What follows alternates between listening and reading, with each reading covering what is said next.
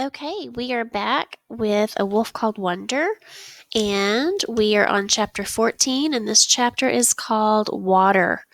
Water is chapter 14. Here we go. My raven finds me in the dark. She perches on the ground beside me all night long. When the sun rises, I follow her lead. She is all the pack I have now. We leave the Black River far behind, and I am grateful. It is quiet on the flat ground and windy. It will be many days before I am hungry again, but by the time the sun is beating down on me with the full strength of the midday, I am thirsty. The rocks get sharper as we travel. I slow to a trot and I pick my way around them. I smell for water, but there is no trace. I flop down under a shrub. Its shade is no bigger than my body. It is not any cooler underneath, but the shimmer of the sun has made my eyes weary. I close them to rest, panting away the heat. My mouth is dry as an old bone, and still there is no scent of water. Ants crawl up my fur, and I don't have the energy to shake them off. My raven circles back and waits in the tree. She is eager to keep going. The sky is an easy run. No stones to bruise her feet. She calls to me. Wait, I bark back. Dark is coming. Cooler air is coming. I say my reasons as patiently as a wolf can, but my raven is not persuaded. She flies off again. I follow her, but slowly. The heat of the day passes, and we have not found water, but my raven holds to the sunset line as if she has flown this way before and knows where water lives. We pass more of the gray lines, but these are rusty and lying on the ground or wound up in a tangled ball. The smell of men is long gone, but I refuse to go near them. Far away on the horizon, I see cows, rust-colored against the silver and gold of the grass and the sagebrush. I am not hungry. Thirst is all I can think of. I am sure my raven will lead us to water. She needs it as much as I do. When the sun goes down, she finds her tree for the night. Where is the water? I growl. She turns her back to me. I followed you and there's no water? She only caws back, shakes out her wings, and settles into sleep. I find a stand of junipers, and I lie down next to my sore paws.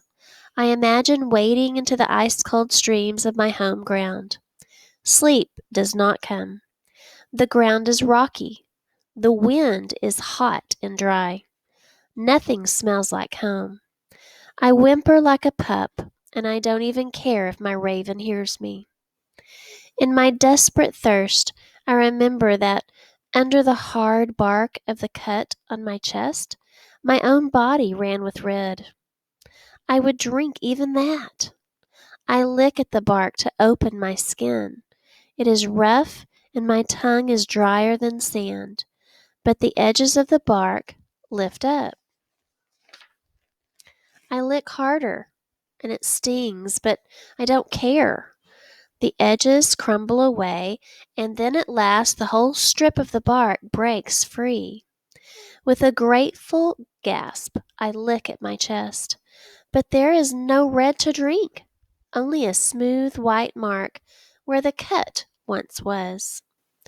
I throw back my head and I howl, and howl, and howl, until I have howled up to the moon. In its light, I close my eyes at last and I fall asleep. The moon carries me in a dream all the way back to my home ground, and all its falling waters sweet, clear, and cold. Okay? When I wake up, I am even more thirsty. The grit of dirt and sand in my fur itches as much as the bugs. No amount of rolling and scratching makes it better. Birds fly overhead, rivers of them. They fly away from the sunrise, songbirds and packs of quacking ducks and geese in their long lines. My raven takes off and follows them, but I am too angry, too footsore, too thirsty to follow.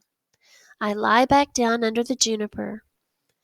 Birds keep coming. A cloud of speckled songbirds swoop and dive as if they are one creature. A pack of giant gray cranes, loud and long-necked, follow them. They fly in the same direction, talking all at once, but lowering to the ground as they go. Maybe all the birds are onto something. I get up, I clamber on top of a boulder, and I take a look. On the horizon is a stripe of green and a shimmer of blue beyond it.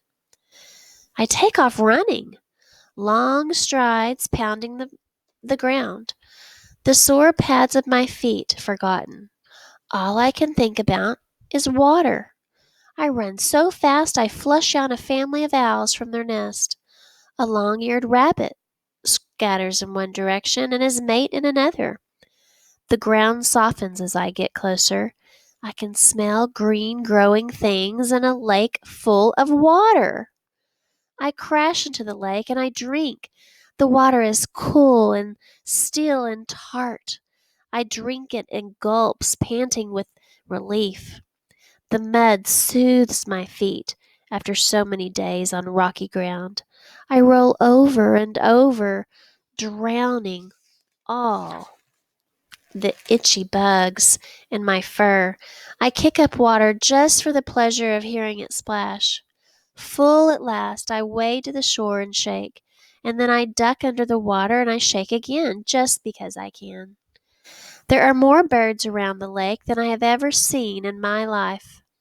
The huge gray cranes that flew in ahead of me are still making a racket.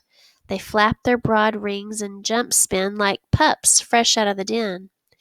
There are smaller cranes with long yellow legs, pure white swans with long necks, and black bills bow to one another.